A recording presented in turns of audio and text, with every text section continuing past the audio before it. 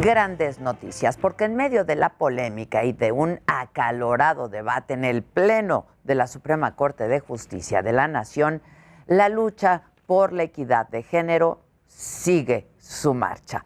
La semana pasada les conté sobre esta discusión que hubo en la Corte en torno a la objeción de conciencia, la cual permite al personal de salud abstenerse de participar en ciertos procedimientos médicos, entre, obviamente, los que destaca la interrupción del embarazo.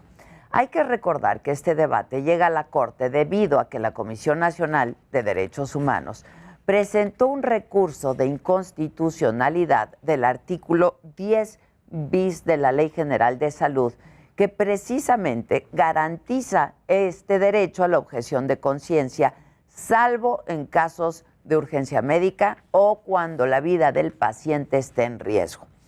La semana pasada, el ministro Luis María Aguilar presentó un proyecto en el que pretendía mantener esta norma, la norma vigente, pero con ciertas restricciones. Así argumentaba el ministro Luis María Aguilar el lunes de la semana pasada. Que la objeción de conciencia se constituye como un derecho del personal médico y de enfermería con carácter individual y no podrá invocarse cuando su ejercicio ponga en riesgo la vida del paciente o cuando se trate de una urgencia médica.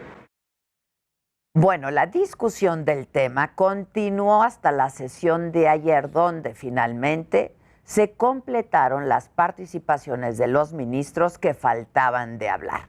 Y hubo un giro porque dos ministros, Margarita Ríos Farjat y Alfredo Gutiérrez Ortiz Mena, quienes habían votado por conservar esta norma, cambiaron su postura luego de una discusión difícil. De esta forma, se logró la mayoría de 8 votos a favor de la invalidez de dicho artículo. Los ministros que votaron a favor de la invalidez afirmaron que la norma estaba redactada de manera deficiente y que entonces podía obstaculizarse el derecho a la salud de los pacientes, porque no solo se trata de las mujeres que desean interrumpir el embarazo, sino también de aquellos que necesiten vacunas, personas que viven con VIH o transgénero, entre otros. Vamos a escuchar lo que dijo la ministra Margarita Ríos Farjat. Sin embargo, me preocupa que aún así pueda resultar insuficiente para garantizar el derecho de las personas a recibir una atención médica oportuna y de calidad, pues de facto puede generar barreras a las personas que acuden a las instituciones de salud. La ministra Norma Lucía Piña afirmó que el artículo 10 bis de la Ley General de Salud viola la seguridad jurídica de los pacientes, poniendo en riesgo sus derechos de acceso a la salud. Y sostuvo también que incluso puede afectar al personal médico, acarreando consecuencias penales en caso de que ellos se nieguen a participar en un procedimiento médico, contraviniendo sin querer la normatividad. Lo explicó así. Como lo expresé, sí considero que este artículo es violatorio de seguridad jurídica y pone en riesgo los derechos de salud de los pacientes, y creyendo en la lealtad, en la honradez, en la conciencia de los objetores, hasta en una cuestión de responsabilidad penal para ellos. Bueno, y por su parte, el ministro presidente de la Corte, Arturo Saldívar, expresó su preocupación porque la objeción de conciencia pueda ser usada libremente para bloquear el derecho al aborto, y sostuvo que avalar ese artículo de la Ley General de Salud, tal y como está, pues sería dar un cheque en blanco. Teóricamente se otorga el derecho a abortar, pero que en la realidad se le terminaría negando el acceso a la salud a las mujeres. El ministro presidente lo dijo así. Establecer una objeción de conciencia que no tiene más límites que los casos de urgencia y riesgo de la vida es dar un cheque en blanco, efectivamente es dar un cheque en blanco para que se nieguen los servicios de salud, particularmente tratándose del aborto, en contravención de otros derechos humanos que la Constitución reconoce. Arturo Saldívar recordó que hace 2 semanas ese mismo órgano había declarado inconstitucional la penalización del aborto, un hecho histórico.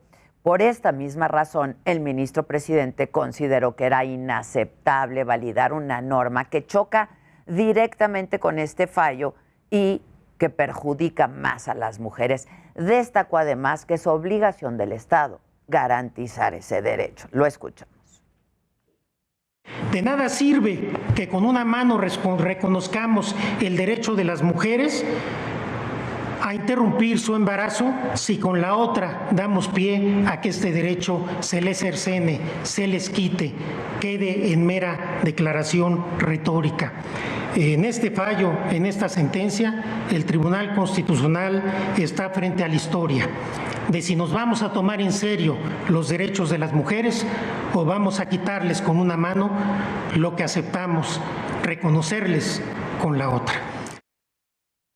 Además, el ministro Saldívar sostuvo que la Corte ha recibido presiones por parte de grupos conservadores que pretenden limitar el acceso de las mujeres y personas gestantes al derecho a abortar. Lo dijo así. Todos los grupos conservadores que se oponen al derecho de las mujeres están presionando para que este tribunal reconozca una objeción de conciencia ilimitada, porque saben perfectamente que si esto pasa, ahí se acaba el ejercicio de las mujeres a tener un aborto digno, lo que es obligatorio para el Estado de acuerdo a la propia sentencia de este Tribunal Constitucional. Fue claro y categórico el ministro. La Suprema Corte va a definir el plazo que le dará al Congreso para emitir una nueva legislación sobre el tema y los lineamientos y los alcances de la sentencia. Estas semanas van a ser recordadas sin duda como históricas en materia de igualdad de género. El resultado de la sesión de ayer es muy positivo. Es un gran paso en la lucha feminista y de todas aquellas que buscamos el reconocimiento y el respeto de nuestros derechos. Hay todavía un largo camino por recorrer, sin duda, pero la dirección que ha tomado la Suprema Corte de Justicia es, sin lugar a dudas, la correcta y eso hay que celebrarlo. Esto es Me lo dijo Adela. Yo soy Adela Micha y ya comenzamos ahora también por la cadena nacional del Heraldo Radio.